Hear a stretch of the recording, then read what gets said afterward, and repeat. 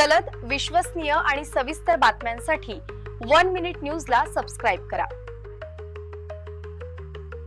या क्षणाची सर्वात मोठी बातमी नेपाळमधून आहे, जिथे हिंसक निदर्शनांदरम्यान 10,000हून अधिक कैदी वेगवेगळ्या तुरुंगातून पळून गेले आहेत। या फरार कैद्यांमुळे भारतासाठी एक मोठा धोका निर्माण झाला आहे।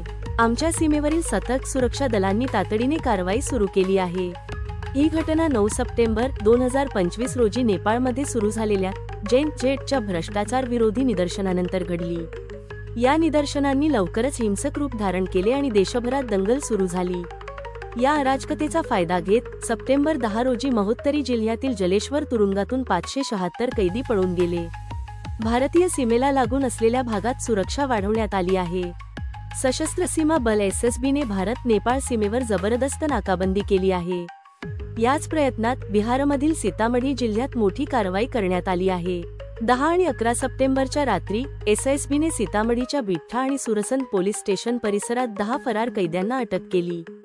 यापैकी 8 नेपाळी नागरिक होते, तर 2 भारतीय नागरिक मोहन कुमार आणि गुड्डू कुमार अशी त्यांची ओळख पटली आहे।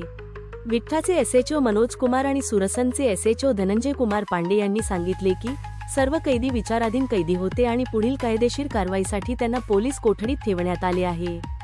याव्यतिरिक्त सिद्धार्थनगर, यूपी आणि पश्चिम बंगालच्या सीमेवरूनही अनेक फरार कैदी पकडले गेले आहेत। या संपूर्ण ऑपरेशनचे निरीक्षण सीतामढीचे एसपी अमित रंजन करत आहेत। नेपाळी अधिकाऱ्यांशी समन्वय साधून या कैद्यांना परत पाठवण्याची प्रक्रिया सुरू झाली आहे।